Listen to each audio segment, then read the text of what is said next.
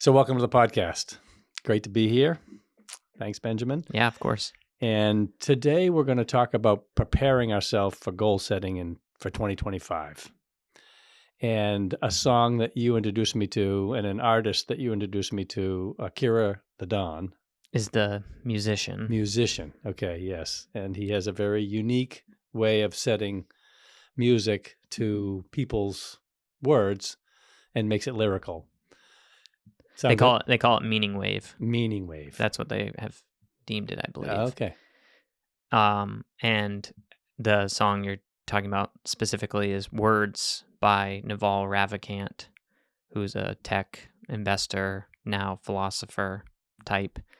And Akira has done a bunch of different people, Jocko and all these different speakers, people that have a lot of recorded words and puts them to music and then makes a song out of it. So picks one little nugget that they've talked about and what they've said about it and cuts it up and makes a chorus of the main thing. And then the verses are them expounding on it. Right. So the idea of setting some goals for getting ready to set goals.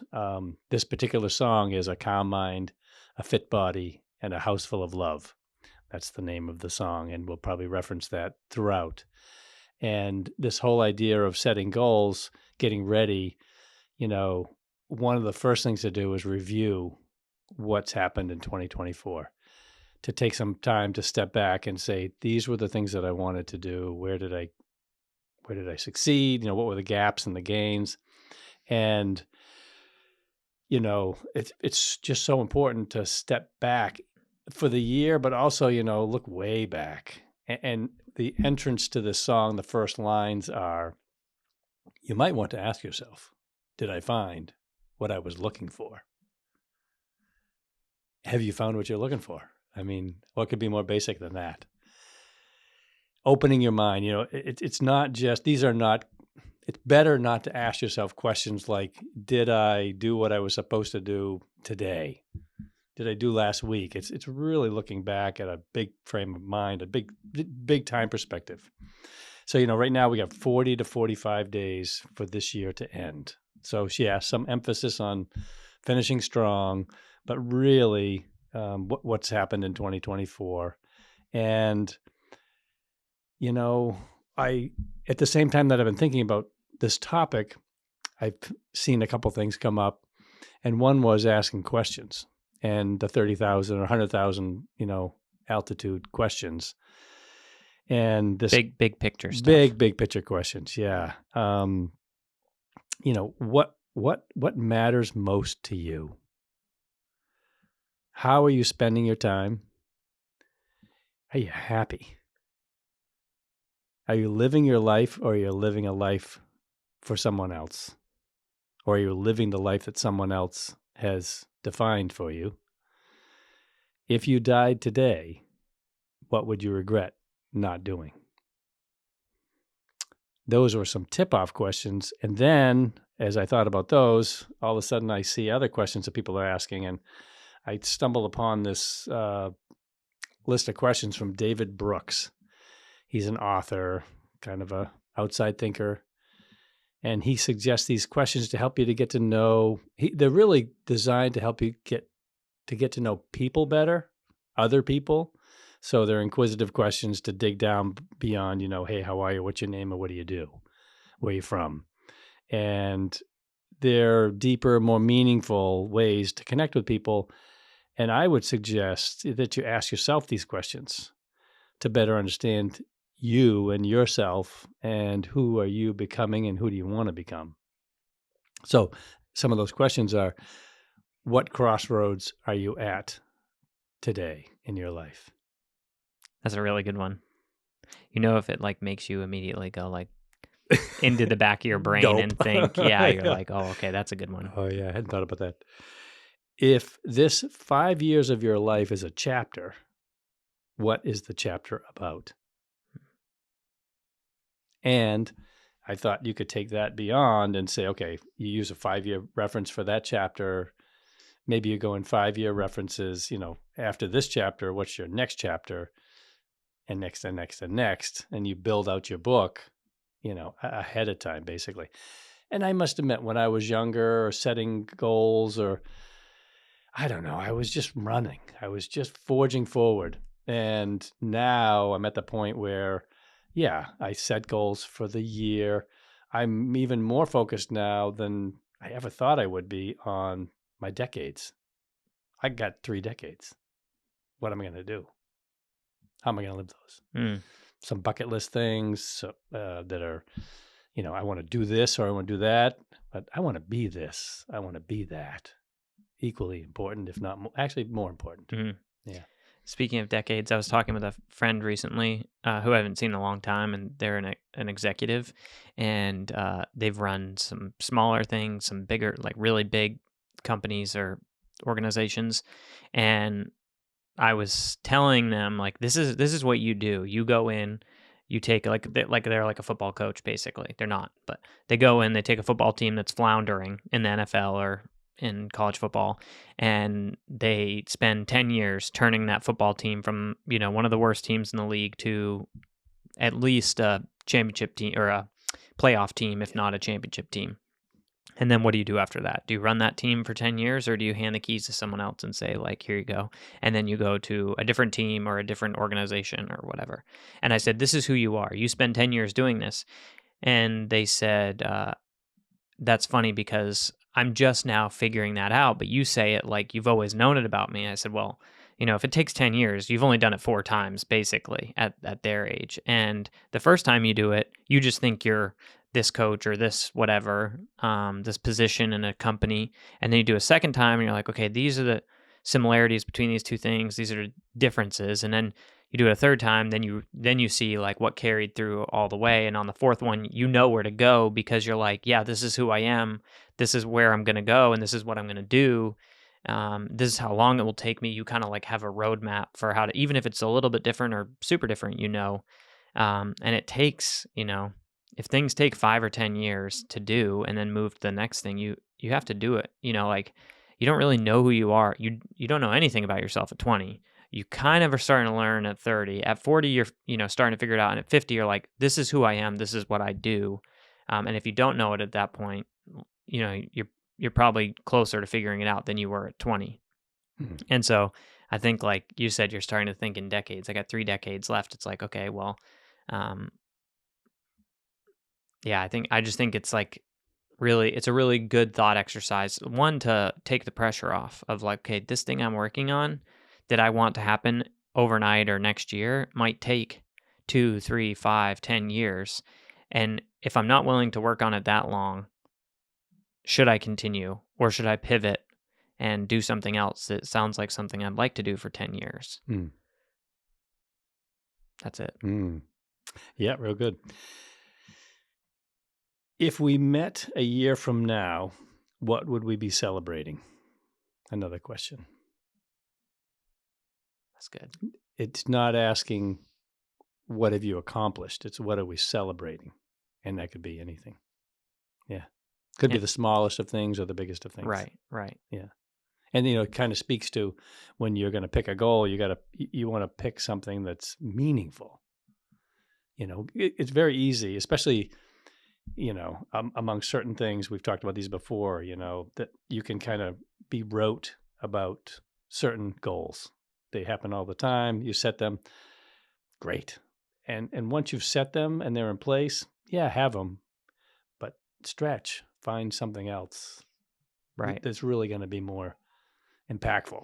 And some things require more focus in your fitness. And this period in my 20s was really important. Now it's kind of on autopilot. My finances more on autopilot. My career, maybe that's the thing I'm most focused on. Or I have young kids. My kids are my primary focus. When they're all in school and they're like, whatever, Dad, we're going to be with our friends. Maybe that's when I focus on my career. And these things, it's the balls in the air or the spokes on the wheel, they all get different attention at different periods, different seasons of life. Yeah. Which kind of relates to the next question. What would you do if you had no fear? That 4-letter word. Yeah. FEAR. Yeah.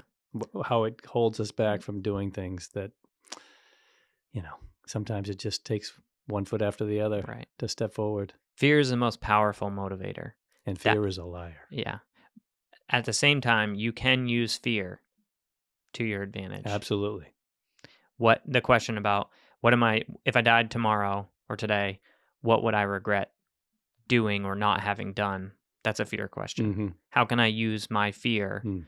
of regret to motivate me to do the things I really want to do and stop doing the things I really don't want to do or Mhm. don't care about enough to keep doing?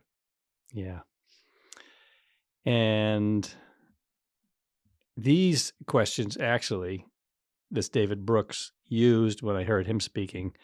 And these questions are from Peter Block, who is another inquisitive mind, let's call him. What commitments have you made that you no longer believe in? Think about that. Pain. Mm. You always have to break up. There's some breakup in your life. You think like you get married and you're never going to break up with someone again. Then you make commitments that Well, it could be a commitment to,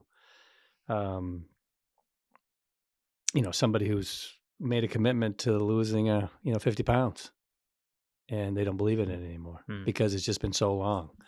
And yet the best day to start is the same as the best day to plant a tree.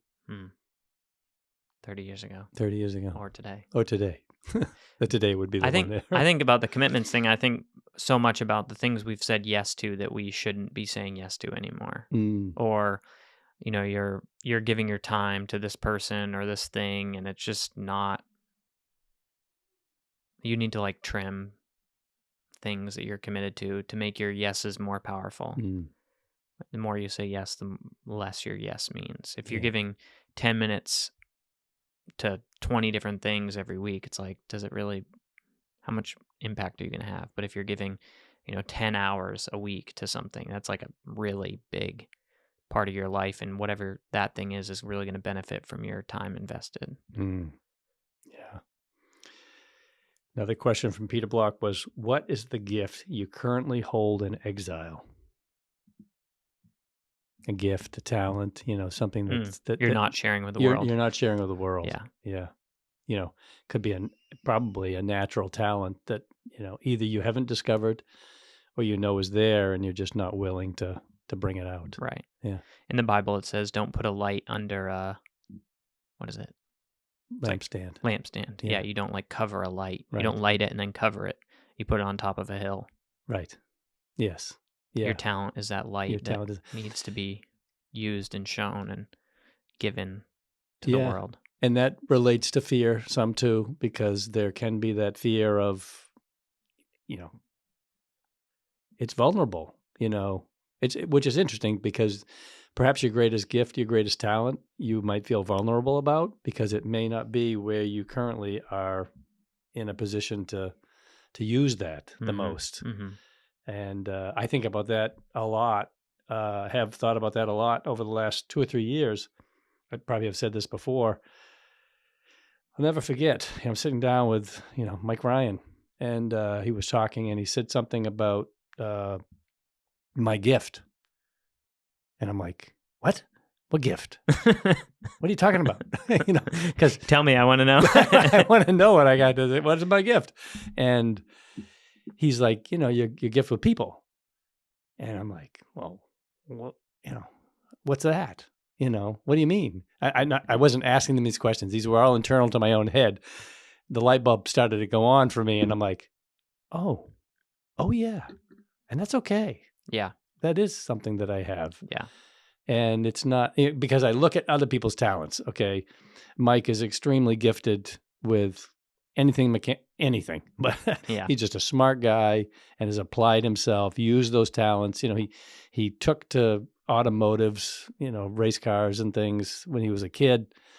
And that's what he does. He's used that talent. And he's super good at business. He's Like he's super disciplined focused and disciplined and it all surrounds that talent. He has surrounded that talent with that as well. And when I discovered that, oh, I have a talent, I have a gift. Right. And Had that been an exile? I don't think it was an exile, but it just wasn't in the forefront of my mind and so now I can embrace that more. I can use it more. Use it. I can involve it in what I've got going on so that it's benefiting other people, Right. you know. Now, I think this podcast too is a great example of your gift, which is like sharing encouragement Mm, with people. Like mm, this is a leveraged, encouraging machine. This mm. podcast, that's the goal at least. Yes. And you talked about it being in exile. Like your encouragement, if you don't share it with anyone, is only helping you. Maybe you're encouraging yourself or your spouse or whatever. Yeah. You share it personally with someone, it's helping them, and then you encourage people with leverage like this. Then you know the greater the leverage, the greater opportunity or opportunities to encourage people, but also the greater opportunity for someone to listen and comment and be like, "This is stupid," So that's like the fear is at scale also, Hmm. and that's what stops people from doing things they want to do and then doing them at a bigger level is Yeah. Or you can also say, everybody else has got a podcast today. Why do a podcast? exactly. Yeah. People have written books about this, that, or the other thing. Yeah. Why write a book about this, Right. that, or the other thing? That's books is such a good example because it's like no one would discourage anyone. Well, crazy people would, but in my mind, it makes sense for everyone to write a book. Why would you not? Everyone has a unique experience. Write a book about it. Hmm. No one else has the same experience you have. I can guarantee they may have similar experiences, but you have one unique experience that Mm. no one else has. You could write a book about that. But then you talk about a podcast, like, well, everyone has a podcast. Like, it's the same thing as a book. Mhm. It's just longer form, Yeah. less edited. It's an excuse. Yeah, exactly. It's Yeah. denial. Yeah. For sure. Another Peter Block question. What is the no or refusal you keep postponing? What is the no or refusal you keep postponing? Yeah, that's the same thing as the breakup that you need to Mhm. have that Mhm. you're Yeah. staying in a relationship with, and I don't mean a person, could be, but Mm. that you're in a relationship with and you need to get out of relationship with. Yeah. And this one's a little similar to the exile. What is the talent you refuse to start using? That's a good one. Yeah. So stepping back a little bit to how do you formulate what's important? In order to set goals, you can just set goals, but to know the why behind it, and those could be short-term whys. Those help because, you get some short-term wins, but the longer term, um, you know, for me, when I'm 90 years old, I want to be able to pick up my great grandchild, maybe my great great grandchild, seeing how things go. Picking them up without, questioning whether I can, well, might be some question in my mind, but doing it successfully, you know. And if you're not picking them up because you did what you did, you're at least doing something with Right. them. Right. Yes. Yes. I'm able to participate. Set the bar here. If you don't get Yes. there, then at least you're higher than you would have been if you never set the bar. Right. Right. And,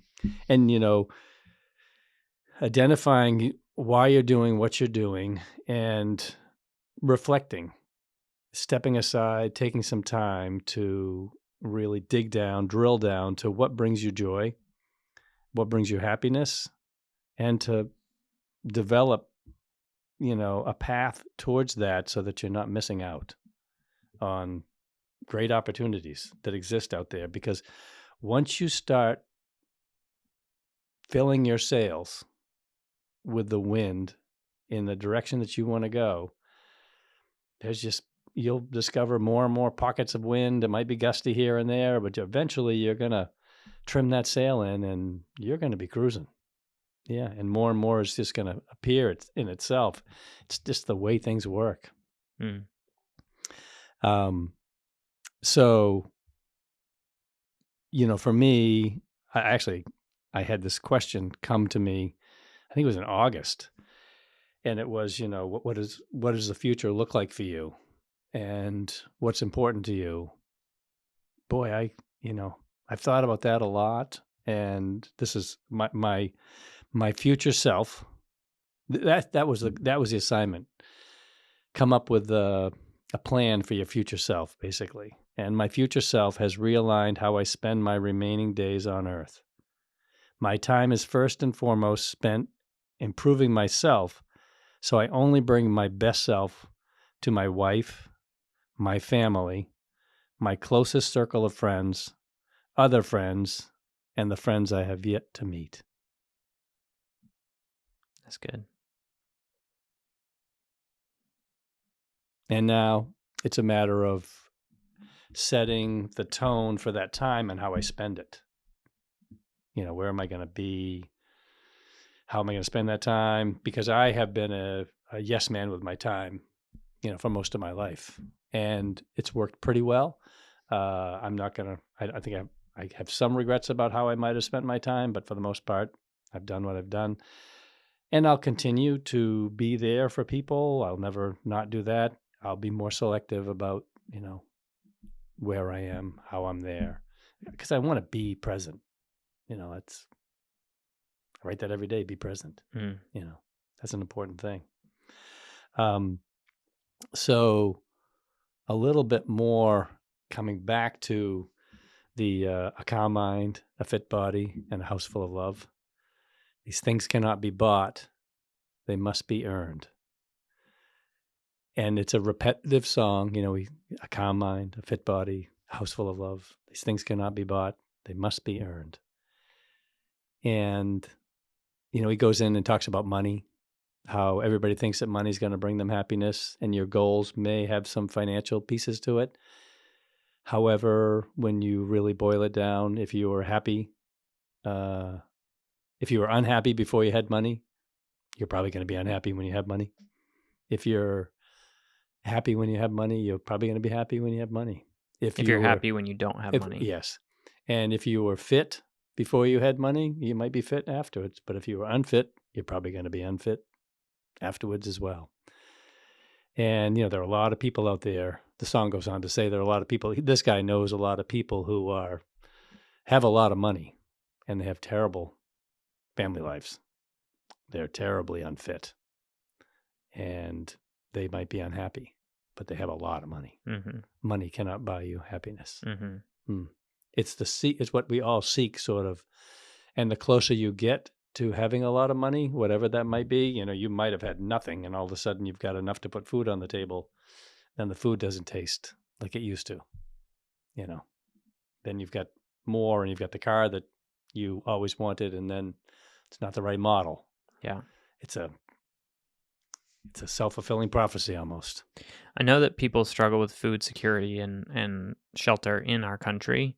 Most people in our country have an abundance compared to the rest of the world. And if having an abundance compared to the rest of the world would make you happy, then almost everyone in our country would be happy. It does not. And the further you go in the sense of abundance financially or in regards to money, it just has even more diminishing return. Like the jump between no money and a little bit of money is going to improve your life, and it's going to feel better. From a little money to a decent amount of money is not going to feel as good as that first jump felt. And then from a decent amount of money to a lot of money is really almost going to do nothing for you in that regard. Mm-hmm. It's the same thing with fitness. If you're very unhealthy and you go from very unhealthy to sort of healthy, that's going to feel amazing. If you go from sort of healthy to healthy, it's going to feel pretty good. If you go from healthy to really healthy, you're barely going to notice the difference. I mean, yeah, you make it incremental. If you work out 3 times a week and you go to 5 times a week and you're like super focused on your nutrition or whatever, you're barely going to notice the difference between if you're like moderately nutritionally healthy and working out 3 times a week. Like the difference is it's just because you want to. It's like the challenge. It's like the pursuit, the journey is what makes you feel good, not the physical benefits. Yeah. And I think as people are preparing for, they reviewed their year, they're looking ahead towards next year and beyond that, you focus on the key elements in life. And there may be one or two that are more important that you're really honed in on. You know, you've got your physical, your spiritual, your key relationships, the job you have, um, financial, and Faith. business. Oh, Spiritual is yeah, the sorry. faith-based one, yeah. So you may have those particular ones that are the most important, and then you start to set your goals within that. And I don't really. We might talk about that again before the end of the year. Yeah, The I was specifics. thinking, we're like we've talked a lot about goals and the idea of goals, and kind of like going back, like the framework for goals, Hmm. the areas of your life you could set goals, how you should think about Hmm. goals, Yeah, big picture, personal. yeah. I thought We we might follow up with that. Yeah, we could do it. Well, I was thinking we could do a part 2 or part 3 or whatever, where we go. We've done goals, priority strategies, because Hmm. then you set a goal, it does nothing for you. Mm. I mean, it does. Your brain is going to meditate on it and think about it and focus on it. But however, the priorities are the things within the goals that you're going to focus on in order to meet your goals, and then strategies are things you can do to work towards making those priorities happen. Hmm. So we can, It's a roadmap. right, exactly. The goal is I'm going Yeah, to this yeah, destination. and we've talked before about systems versus goals. That Hmm. goals are great, you need them, but systems are what make goals happen. And if you focus on systems, then that's where you go from I want to lose weight to I'm going to work out 3 times a week, and I'm not going to eat more than 2,500 Hmm. calories a day. Yeah. And Those are chinking that down to the smallest of elements so that you almost don't even see the progress. mm-hmm, It's just so mm-hmm, gradually and then yeah, gradually and then suddenly you're there. right. Yeah. Yep. Uh, so wrapping up, another thing we talked a little bit last week about upcoming ideas, topics, and things. I thought about sometimes we might throw some book reviews in. Mm, I'm reading a great book right now. I just started The Road Less Stupid. nice. I don't know if you've read that or What's it about? not. It's about uh, the time that you spent, the money, somewhat financial, but also decisions that you make. That if you didn't make those, if you thought a little bit more about all the consequences with the decision, rather than just jumping in, Mm-hmm. that you might have made. He calls it dumb tax. There's a dumb tax for your Oh, dumb decisions. tax. Dumb tax. Yeah, Yeah. like TAX. Yeah. Yes. Yeah. Totally. And then I probably read 20 books this year, and Yeah. I think that's a great idea. yeah, uh, yeah. So I think that's it. Cool. Other thoughts? Well, we said it on the last episode, and I was like, oh, we probably don't need to say it again. However, some people don't listen to every episode. That we are looking for feedback, not just positive. I'd like to hear this, or could you talk to this kind of person? This is a topic you haven't. We've talked about goals 3 times. We talked about this 3 times. Could you talk about this, something someone is really curious about? Whether it's us, we talked about Q&A, doing a Q&A. If people submit questions, we would need people to submit questions to do a Q&A. We can't do a makeup Q&A. I mean, we could, but We that would be could. weird. That'd be weird. And then just asking people that if they are enjoying it to share it, because if they were impacted, then someone they know might be impacted as well, and it helps us to know that people are having an impact. If the number of people that listen goes up, then we're like, okay, if the number of people listen is still just family and friends, then it's the people that you and I interact with that want to interact with us. That's cool. We can also do that in person. Who we can't reach are people we don't know, or people that don't have access to us. I just think I'm such a podcast shill. Some people are like, don't like, I had the friend send a podcast the other day, and they're like, I don't like to shill podcasts, but I was like, oh, I am like the biggest. If I find a podcast interesting, I send it to so many people, and I maybe water down but when that person sends one that means a lot, then I'm going to listen to it because they never send them. Right. I just think it's a great thing to share with people what you're learning. Mm. It's a lamp thing. Don't put it under a Don't put it under lampstand. a lampstand. Yeah, Yeah. Yeah. And, again, you mentioned it. The purpose is to encourage people. My ultimate goal is to let everybody know that I love them. totally. Mm. And we are on YouTube, most podcast apps, Spotify. So if people use those, if we're not on somewhere that someone wants us to be, they could let us know and just send us an email at info@bissonrealestate.com and complain, and we would be glad to address that because that's a totally valid complaint. Yeah. That's all I got. Cool. Awesome. Love you, guy. Love you too. Thanks. Yep.